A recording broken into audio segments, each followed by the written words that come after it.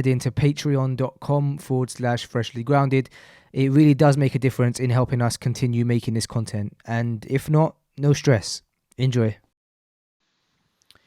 Assalamu alaikum, guys. Welcome to Freshly Grounded. Another episode in Ramadan, alhamdulillah.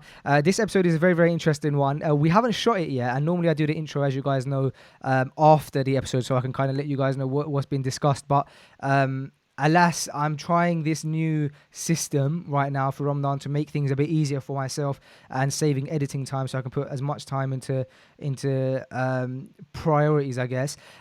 So it's with a brother called Jordan. Now, the reason I find these episodes so interesting is because I'm going to be learning along with you guys on this episode, because I have so much that I want to know. And I started hearing a bit of Jordan's story and I instantly cut it off, because I was like, let me see if we can get this guy on Freshly Grounded. I really want to hear more. And I want to react naturally as you guys react. I want to react with you guys. I'm sure there's ups and downs in the story. And just like all of the other amazing brothers that we've had on this podcast. And so, very, very, very interested in that. But before we get into it, just to let you guys know that we are still fundraising for the Spot Academy. So as you guys know, Freshly Grounded basically started because Sam and I met on this trip in Gambia, and we were fundraising for this orphanage and this school where the orphans and the young boys there are being taught Quran, Sunnah, secular studies, so that they've come from backgrounds where they've either lost their parents or their parents can't keep them anymore, their families can't keep them,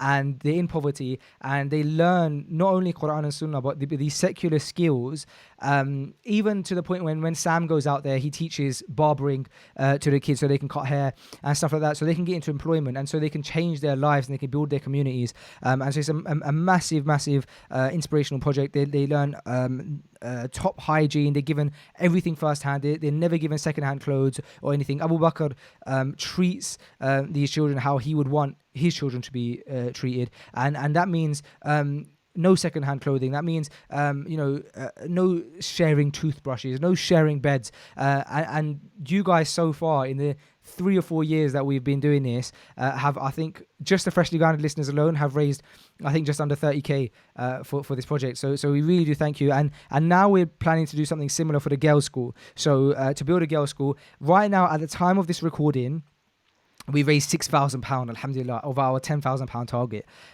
So I don't know where it's at right now, because we're going to be releasing this episode a few days after recording it. But please do donate, and that's at spotproject.org/freshly grounded. And lastly, before we get into the episode, guys, if you are a fan of this kind of thing and you want to show love and support to Freshly Grounded and help us keep going, we would love for you to become a Patreon at patreon.com/freshly grounded, where we give exclusive updates, free content, early released episodes, and a bunch of other stuff. But more than anything, it means that you can support Freshly Grounded and allow us to not have to rely on private sponsorships and kind of dilute the podcast with a load of content that doesn't want to be heard by everyone. All right, guys, without any further ado, this is Freshly Grounded. Let's play the intro.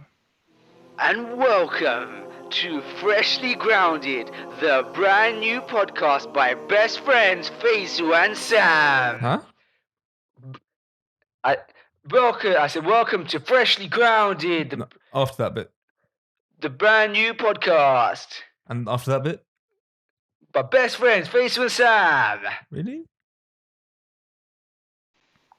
All right, let's bring Jordan into this and get started. Assalamu alaikum, Jordan. Welcome to Freshly Grounded. Wa alaikum salam. Thanks for having me. Thank you for joining me on such A, short notice, and B, not knowing anything about us, and just me kind of just pouncing. I really appreciate it. Yeah. No, I checked out some of your content this week. MashaAllah. May Allah reward you. Some fantastic work you're doing. Jazakallah khair. Likewise. So the story of how I kind of came across yourself is, we'll track it back in December this year. I don't know how much Martin's told you, but in December this past year, I was hosting the Mufti Menk tour, and one of the stops were Cardiff.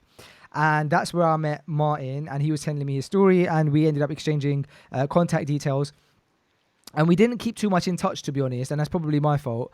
But we spent a good few hours together after the show, and it was amazing hearing his story and the sacrifices that he's had to make for his religion. Subhanallah. I think we were actually both in tears during the concert. Like, we met for the first time. Only like Islam could bring two strangers together from two completely different upbringings, two completely different kind of backgrounds, and then upon meeting, sharing each other's stories, be in tears with each other, like hugging it out at the end.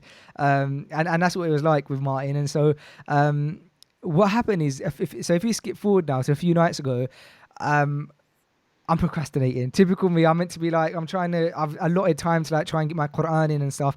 I start procrastinating. I'm on my phone and I come across EF Dawa's channel and Martin's on there. And I'm like, hold on a second, what? And I started stringing things together because he told me that he did go to Umrah with EF Dawa and stuff. And that's how I kind of came across you. I think you were hosting it. And so I got led down a rabbit hole and ended up finding your story, and I was intrigued, and I ended up thinking, right, let me holler Martin and see if we can get in touch with Jordan, and I'd love to hear his story fully on Freshly Grounded. So that's kind of how I got in touch with you.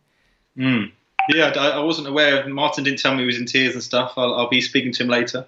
Yeah. But you're right. How Islam brings people together like that is, mashallah, there's nothing else like it. Yeah, man. How's Ramadan been going for you so far then? Yeah, I mean, it's my third Ramadan. And to be honest, I thought this Ramadan's going to be, what we're going to do, we're all going to be locked in. And obviously with the not having masjid around, not doing the taraweehs, but has been a bit of a knock. But I've never read so much. I've never had so much time to kind of really focus on Allah, the Deen. And so, to be honest, I'm making the most of it, and I think I've got a little part of my place where I live where I've made my own little masjid, and it's been a beautiful Ramadan so far. Early days. Yeah, man, I'm glad to hear it, but likewise, like I think that we can either be super negative or deal with where we're at right now and make it positive. And I think that, alhamdulillah, for the most part, I've seen a lot of people just say, you know what, we're going to make lots of dua that the masajid are back open and Allah is capable of all things, but at the same time we're going to use this as an opportunity to help our families, to do as much reading as possible, to revive certain sunnahs that we don't revive when we're in the masjid. So yeah, likewise, man, I'm feeling very positive, and I've been able to get a lot of time to read. I've been able to implement new routines, and also save little bits of time and make use of them. So little things like the journey to the masjid. I live in an area where there's no masjid like walking distance from me. I'm probably assuming that you do too, because I remember you telling me about where you're from, a similar place from Sam, and so I have to jump in the car. And it's like a 10-minute drive at least. Yeah. And so saving those little pockets of time and trying to utilize them, it's been all right, man. Yeah, subhanallah. And I think, like you say, it's everything's in Allah's hands, and all we can do is make the most of it. It's very easy to worry about it and to think, this is going to be a nightmare. But it's like I said, for me, I've definitely seen the positive side of Ramadan 2020. Alhamdulillah. Well, what I want to do is I want to get into the $1 million question that I've been so intrigued by, and that is, how does a Englishman from around the Hertfordshire area first learn about Islam, and what does that journey look like? I'm sorry to kind of delve straight into it, but I'm ran to my pants.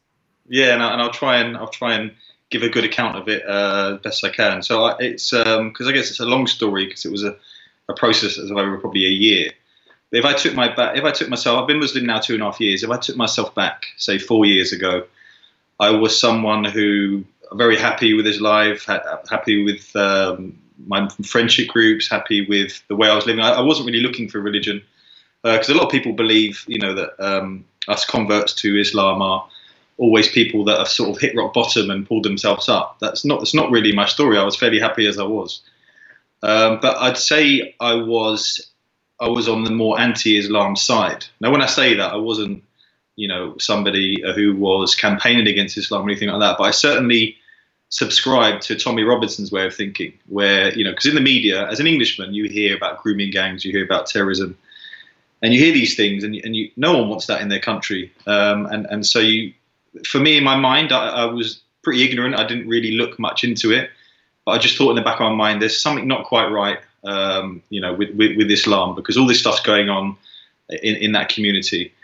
But if I go back even further, my sister converted to Islam probably about 20 years ago, and I had a really bad relationship with my sister, not because of the Islam, but we fell out and we didn't really talk. But she'd become Muslim and cleaned her life up. But as the years went on, she met a Pakistani guy, got married, and had a child. So she converted before getting married? She converted before. I see. Yes. But she met this guy first and converted before getting married. I see. And then, like I say, this was a long time ago.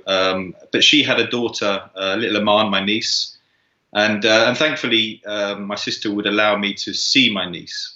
So every weekend, we'd pop to a restaurant and we'd sit there and have chats. So she's reached the age of 4 or 5. And I think I was concerned that I knew that I had a family member who I loved. I don't have children of my own, and I sort of invested a lot of love into my niece. I was very concerned that she was being raised as a Muslim. So I thought, she's going to start covering herself when she's older. She's going to meet a Muslim guy that's probably going to treat her terribly. And I didn't really want this for her. So I started looking into Islam, and we used to have little chats, me and Imam, even when she was sort of 6, 7. I remember her saying to me, Uncle Jordan, I don't want you to go to the hellfire, and things like that. And I remember just having these chats with her, and I remember over Christmas time her saying to me, Allah doesn't have a son, Uncle Jordan. And I remember we just have these chats. But anyway, it gave me a reason to start looking into Islam. Which was because I think otherwise I wouldn't have bothered. So I think everyone needs a kind of a trigger first. And so I started looking into it. I started reading about Islam, and to be honest, the more I started to look into Islam, I started finding out that my niece was suddenly going to be protected from all of the stuff that I saw girls growing up being affected by. All of a sudden I thought my niece she's going to not dress, revealing. She's not going to go through all that. She's going to be brought up with respect and strict kind of traditional values. And to me, all of a sudden, that became very attractive. And so it was over a process where I suddenly realized that actually, even though I've got these issues with Islam, how Islam treats its women and how it treats its women it's like they're special. It holds, I was reading about what the Quran says about the mother, how it highlights the being good to your wife, and all of these things, and all the misconceptions I had about the beat your wife first, and all these different things. I started to realize that they're not true, and my niece is all of a sudden protected by being Muslim. So and that's sort of as far as it went for that time. But then I think I then started to look more and more into Islam to the point where I was getting a bit obsessed with it. So I started to look into all different things, and then like I said, I'm sort of paraphrasing or starting to sort of put it all together. Is that I had to then hold a mirror up to myself and say, well, actually, if I think Islam is something beautiful and something of a protection, how would it? Is it something for me? Is it something? And the other thing it made me do is also reevaluate the society around me, I was reading books, and I was also looking at Speaker's Corner, that these debates came up, and I remember them talking about. I remember Hamza's 5 poisons came up. I don't know if you've heard of that. So yeah, Hamza's 5 poisons came up, which is he believes that there's 5 things destroying society, which is sexual immorality, alcohol, drugs, interest dealings. And so these are this made me when I heard this, it made me sort of reflect on the society I live in, and I knew that Islam was actually prohibiting all this stuff. So I think, like I said, cutting a long story short, I started looking more and more into it, and I think one of the triggers for me is I started to see Islam as a really beautiful thing overall, and I started to actually even believe that it might be true. But something deep inside me thought that it's great for people from the Middle East. It's great for Pakistan. Great for them that they have that religion. Great for my niece. And there was kind of inside there was something that it wasn't really relatable to me, until I saw a guy called Hamza at Speaker's Corner. I don't know if you know him. Is that Hamza from EF Dawa? Hamza from Ifdal, yeah. Okay. So Yeah. I saw him arguing, and like I said, I'd already gone through vast research up to this point. But when I saw a white guy dressed like me, arguing for Islam, so it was like something clicked in my head. Like, hang on a minute, this could actually be for you. You know, you start hearing that Islam actually came for all mankind, and when I saw that, something sort of clicked. So yeah, then I started to look more and more into it, and to be honest, I think I'd accepted it before I took my Shahada. But I think the issue for me was, by becoming Muslim, it was almost, for me, I saw it was kind of like a social suicide amongst my friendship groups. It was, you know, people were going to be concerned that I was going to go off to Syria.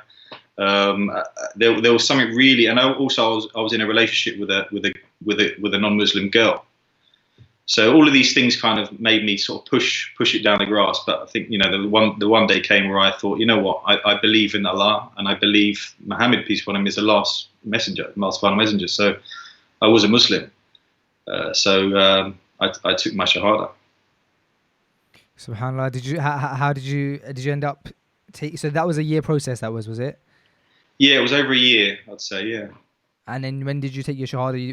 Were you like by yourself? Were you with others? It's funny. I actually remember the moment I said I've got to do this, and it sounds really cringy, and I'm not really a cringy sort of guy. But I was driving, and it was February, and it was snowing, and I was driving down this road, and there was all these trees at the side, and it was snowing, and something just hit me. It was just something at that moment. I thought, I'm a Muslim.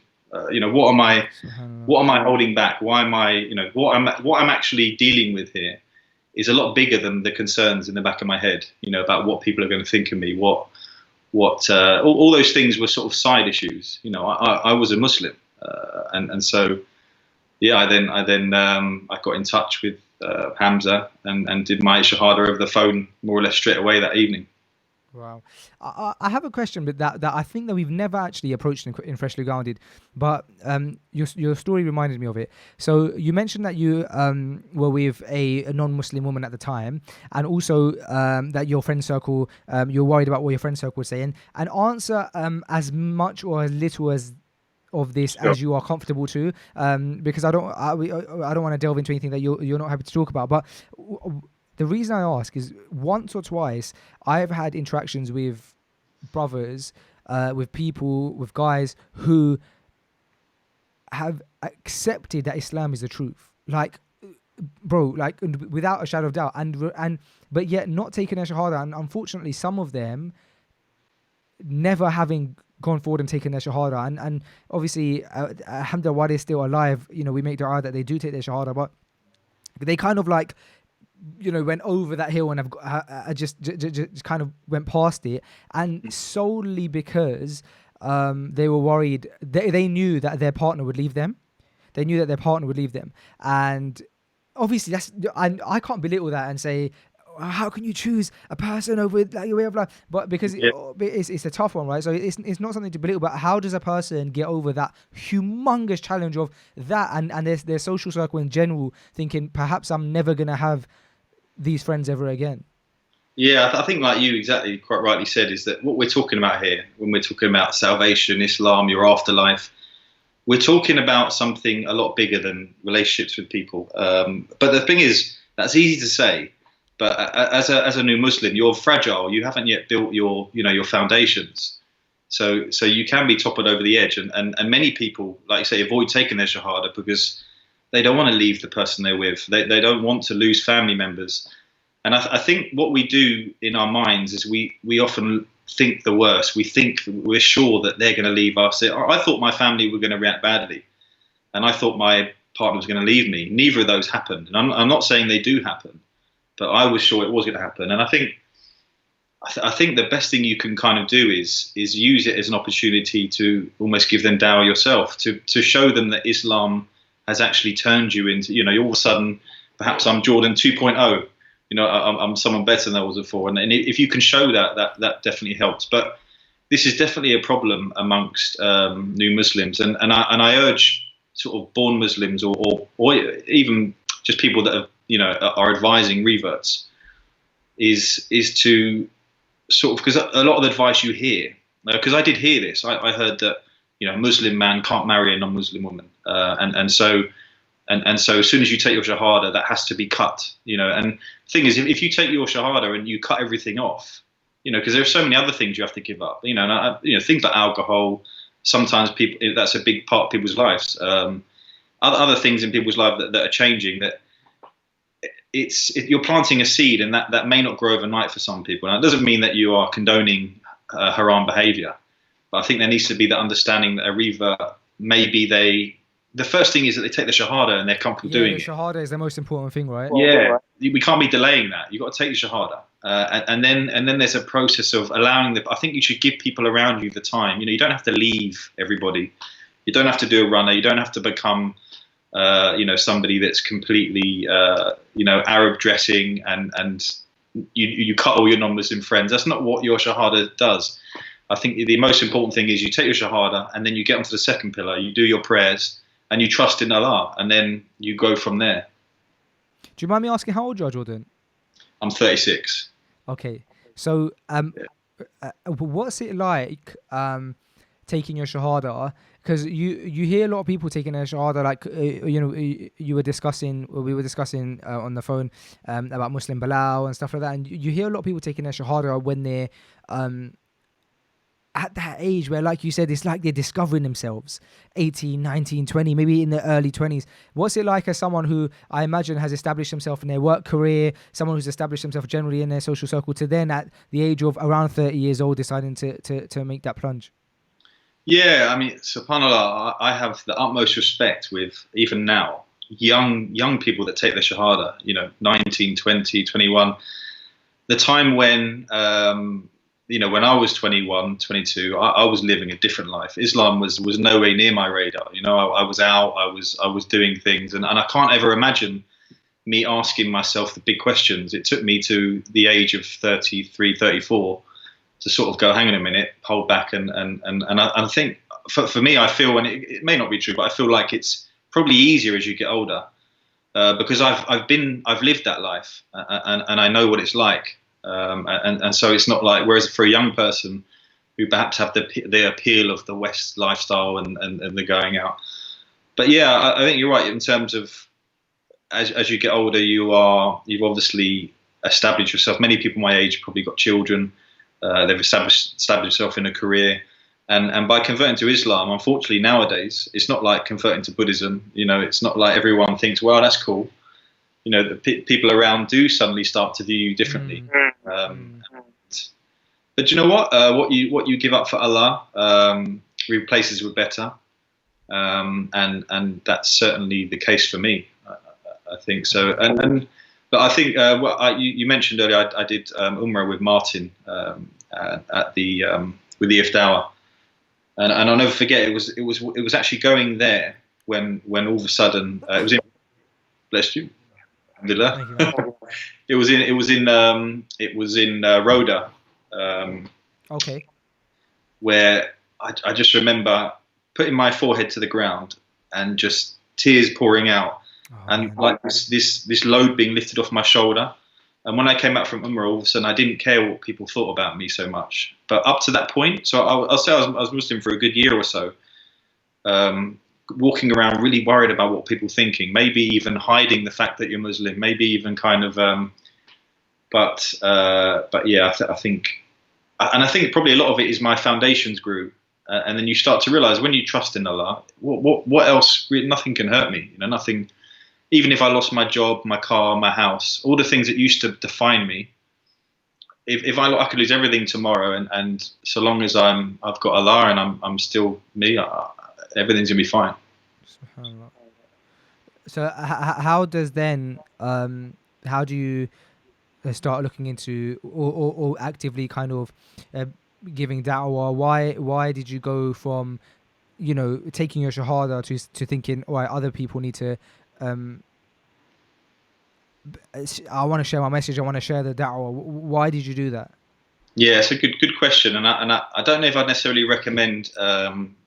I started going Speaker's Corner and kind of debating people and stuff like that, and I wouldn't recommend that to a new Muslim. But I think da'wah is, they say, don't even if you know one verse, we should be teaching it. I think dawah is a very important part, and I think for me, I think I kind of I care about this country, and I do believe that Islam would be a good thing for this country. I know that would scare a lot of people listening to that. You know, I'm not saying Islam's taken over and dominated. I'm just saying a lot of people would benefit by having Islam in their life. A lot of and I think that the blend of Islam on an English person as well, because to me, British values are very much about manners, character, and respect, just like the Prophet peace on him taught. But yeah, I think I kind of see, and I don't know if it's right or not.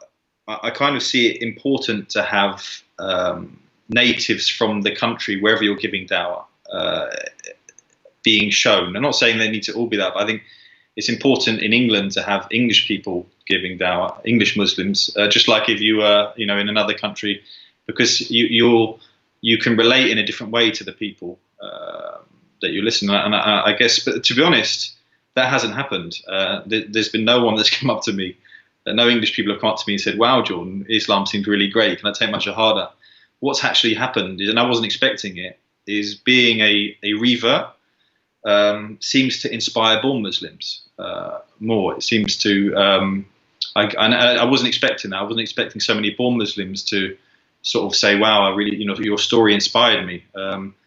And to be honest, in the back of my mind, I feel like people give reverts a bit too much credit, because I think even a born Muslim has to go through the same process. You have to one day ask yourself, do you believe in Allah and Muhammad, peace be upon him? I think if you're a Muslim just because your parents are Muslim, then you have to ask the same question that a revert does. And I don't know, maybe it's because, and you could tell me, maybe it's because people think I've lived a certain life and chosen Islam, whereas they have it on their doorstep. But a lot of the messages I have to me are seeing you embrace Islam has made me realize what I have, and I've started to practice a bit more. Yeah, I think you're right. I think you hit the nail on the head there. So I started practicing at 20 years old. And before then, I was obviously born Muslim, but we weren't very cultural at all. I lived in a fairly liberal household, and I think like my granddad was very strict on my mum, and so my mum kind of wanted to really tone that down on her kids, and Alhamdulillah, she's done an amazing job, and she's always like been more of a friend to us, but in doing that, I think what happened is I was able to find the beauty of the religion without because I felt comfortable to kind of explore and understand in my own pace, but I think that one of the inspiring things about seeing revert Muslims, and if I take it back to even when I wasn't practicing, is that you can be very naive. And when you see someone who's white and they're Muslim, you think, oh, that's an interesting story. What's their story? And for selfish reasons, you're interested because you want to know that story.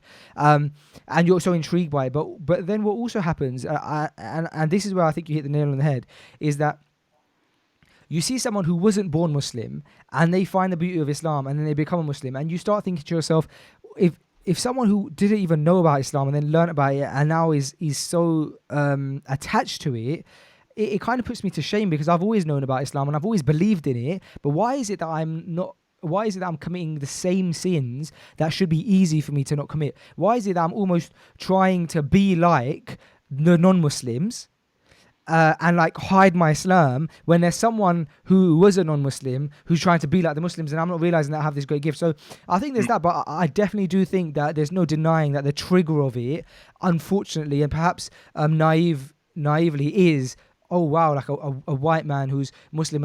And I know I mentioned Sam earlier, but again, the look that Sam has of being like head to toe in tattoos, 6'6", and then he walks into a masjid. If you ever walk into a mosque with Sam, heads completely turn. And it's beautiful, bro, because he could take it in two ways. He could either take it in a way where he could be like, why am I being singled out? Let me be a Muslim like you guys. Or he could open up and say, yeah, alhamdulillah. And that's what he does, bro. He's chosen to be open. And so when people come up to him in a mosque and he and they speak to him, how long have you been Muslim and stuff, he's like, yeah, alhamdulillah, you know, Islam is for everyone, and Allah brought me back, and he says these words that makes people actually feel a bit embarrassed, but in a nice way. Like, it makes you think, oh wow, why did I even question him?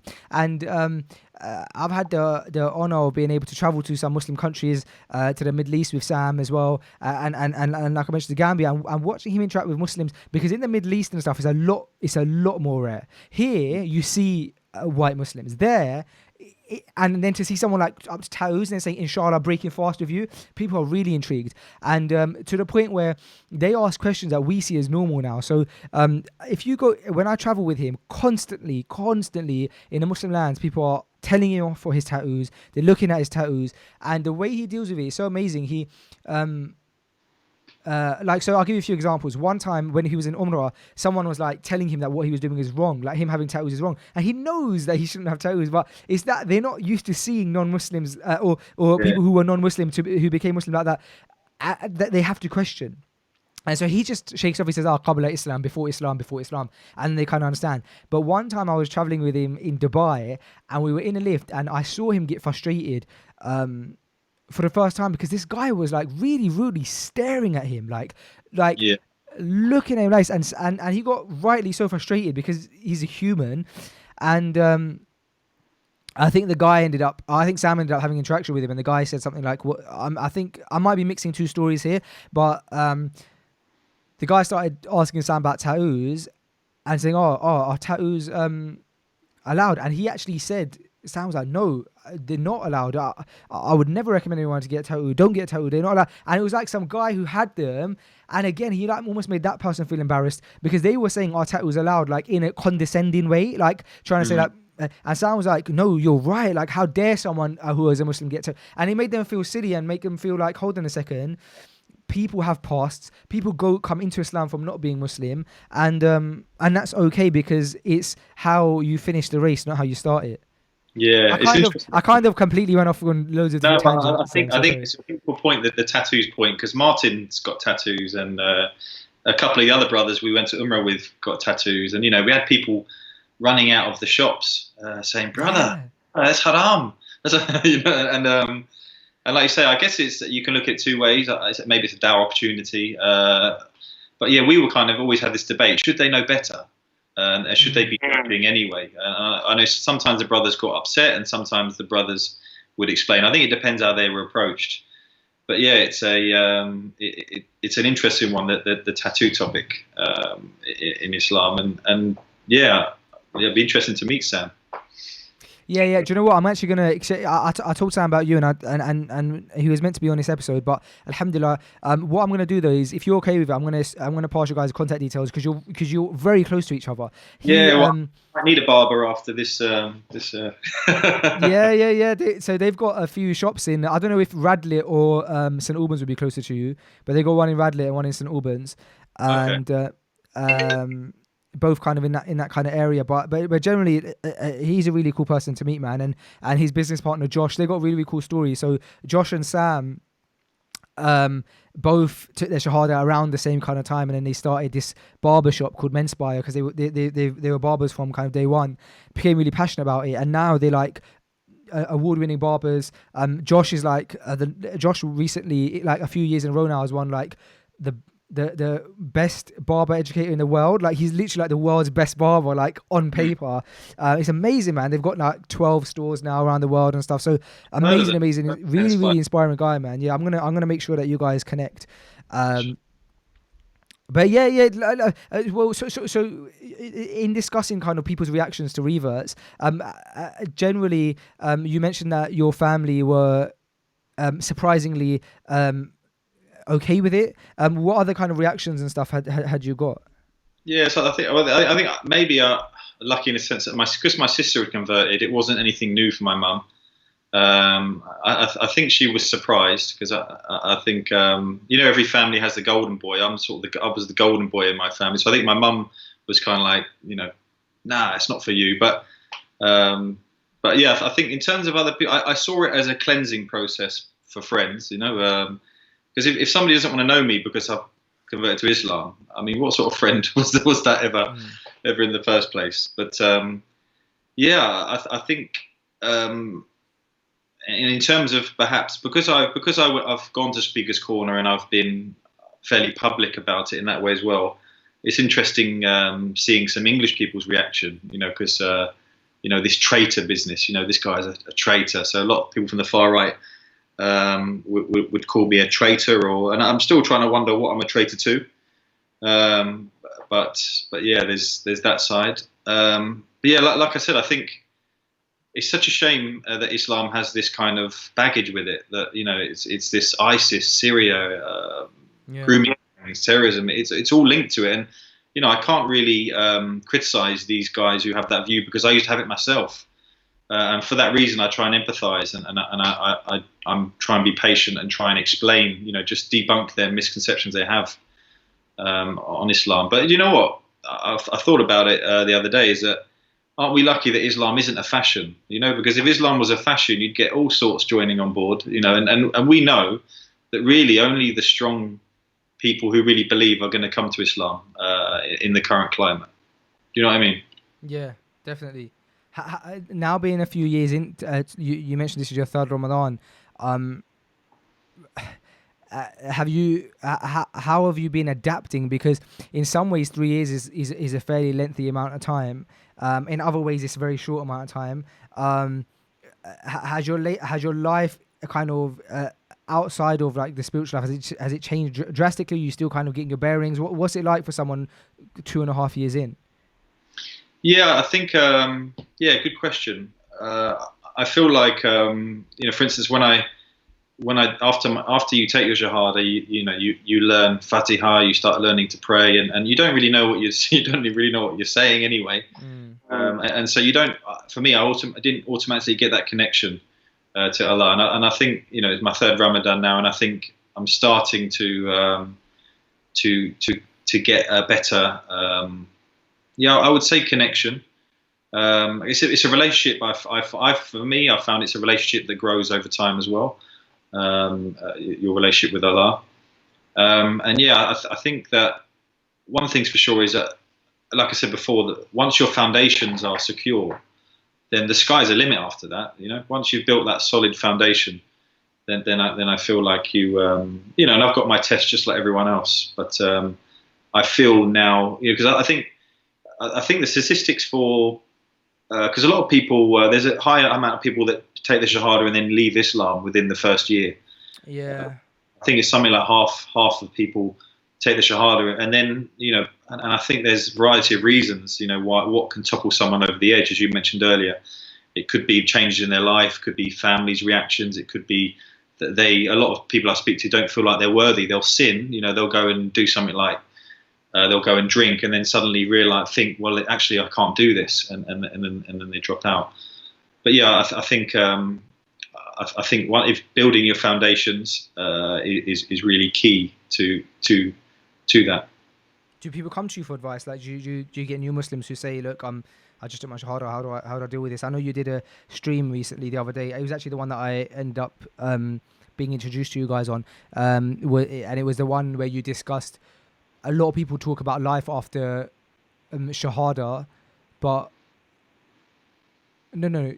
The stream was it about life after Shahada. Yeah, the stream was titled Life After Your Shahada. So yeah, it was an interesting one because you're talking about how a lot of people are interested up to the Shahada or like kind of life before, but then like how has life been since? And I found that very, very interesting. And so, do you have people approached you who have taken their Shahada and kind of sought advice?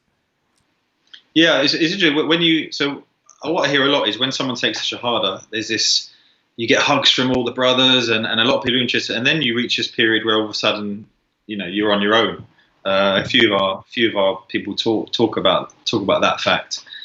But yeah, in terms of for me, I mean, we're in a Facebook group, EF Dawah set up, and so there's a few of us giving advice. So we also have the more learned brothers in there, in addition to some of us that have dealt, because some of the challenges that people may go with, it's very individual, and I may be able to help some people with some things, whereas someone else, because for instance, I always believe, like I said, I take the approach that that after your Shahada, you need to take things slow. I feel like you because a lot of reverts become overzealous overnight, and they start to dress Arab. I'm not saying there's anything wrong with that, but a lot of people do it for the reason where they try and, they're like a kid in a candy shop trying to get as much as they can. Whereas I feel like, you've, like I say, keep going back to those foundations. Whereas some people in the group take the view that it's better to, for instance, Hamza did like a mini hijrah. He left his family and girlfriend and started a new life. And I think at the end of the day, it's horses for courses. I'm always wary giving reverts advice, because my way may not be the right way for them.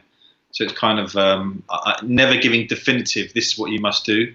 It's giving them options. And like I say, if they're praying and they're putting their trust in Allah, that they will make the right decision themselves. It's not for us to impose, even on new Muslims. It's not for us to say, you must leave your girlfriend, you must leave your job because it's haram, you must leave.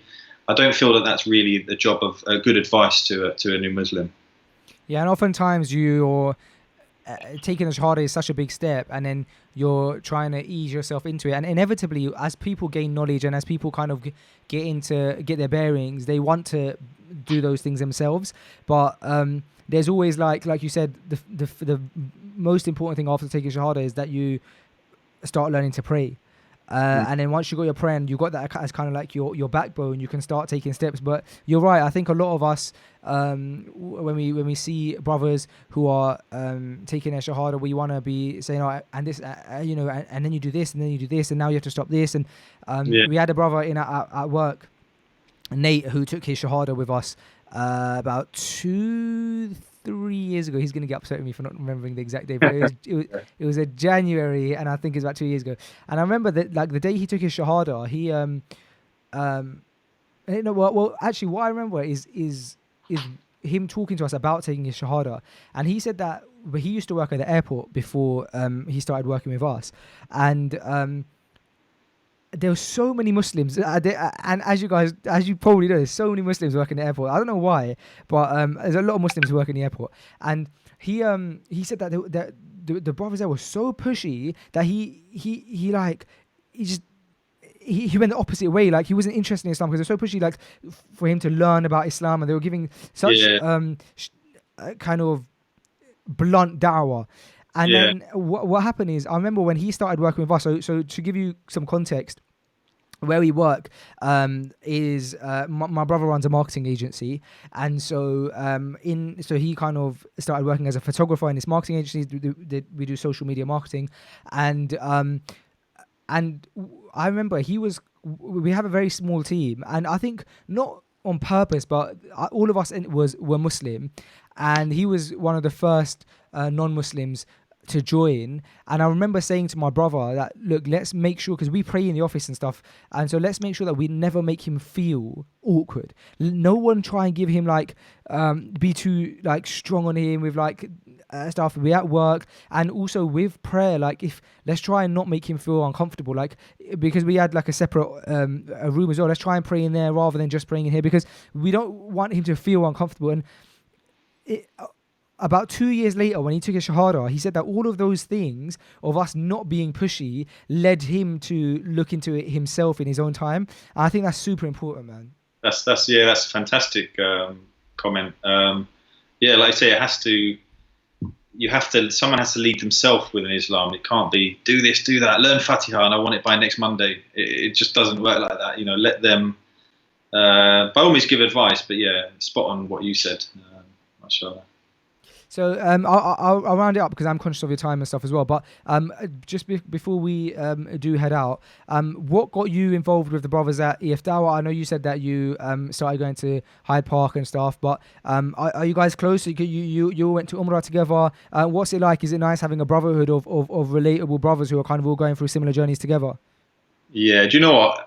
Often in my du'as, I make for new Muslims to have the same support I had. I was very blessed to meet Abbas, Imran, Hamza, Ayaz, Anis, and then a lot of other reverts like Martin as well in there. All beautiful brothers that they're there 24 hours a day. We all bounce off each other and we give each other advice. We did Umrah together, and that part of it's been been amazing for me, and I do feel for reverts that are isolated. Particularly now, maybe in this lockdown as well. You could have a new Muslim that's out there trying to do Ramadan on his own or her own. And so I think it's very important for us to reach out. And one of my motivations for wanting to do live streams is that reason, really. And may Allah reward you for the work you're doing as well. Is we have the internet now, so we can still reach out to people, and hopefully the live streams are helping those. But yeah, for me personally, the EF Dawah guys have been a real blessing for me. So and like I say, I make dua that others get that same support. Listen, Jordan, I am truly inspired by your story, honestly, and I'm so grateful that you gave us your time today. I know that despite us being in lockdown, you could have said no. It was a random brother messaging you asking if you wanted to jump on podcast, and you agreed to it. So I really do appreciate that. Appreciate it. And so thank you for giving us your time for that. There was one other thing that I did want to mention. Oh yeah, of course. So if people wanted to get in touch with yourself, do you have? I struggled to find you on socials or anything. Yeah, good point. At the moment, we direct people to the EF Dawah page. I probably do need to start up my own kind of page and stuff. I've got my own YouTube channel. Yeah, I noticed that. Jordan M, where people can come in. But you're right, I should probably get a bit more active on Instagram and stuff like that. There's two sides to that coin, man. If you're not on it already, there's a lot of benefit to stay off it. To be honest, I know. And to be honest, I've never seen it a too healthy way, this social media. But to be honest, if I want, and I am keen to get more involved in Dawah. I mean, I've only just started really with we're doing live streams on EF Dawah and stuff, and I'm not someone who is all knowledgeable, and there's a lot of knowledgeable brothers out there doing some great work. But if there's any little bits I can do, I definitely want to get involved, and yeah. Inshallah. Okay, so for now, if anyone wants to get in touch or kind of get any advice or is going through a similar thing to you, they can get in touch via the EF Dawah Facebook page, you're saying, right? Yeah, they come through because I'm on there and I'll see the message. But in the meantime, maybe I'll look at setting something else up as well. Well, we're not putting this episode out until probably the upcoming Friday. So if you do so beforehand, then just drop me a message and I'll make sure I put those links in the bio, so that people can get in touch with you. And yeah, man, like I said again, I really appreciate your time. If you stay there, Jordan, I'm just going to end the stream. It might end our call, but then if it does, I'll call you straight back. No problem at all. Assalamu alaikum. No worries. Take care. Assalamu alaikum. And thank you everyone for watching. Assalamu alaikum.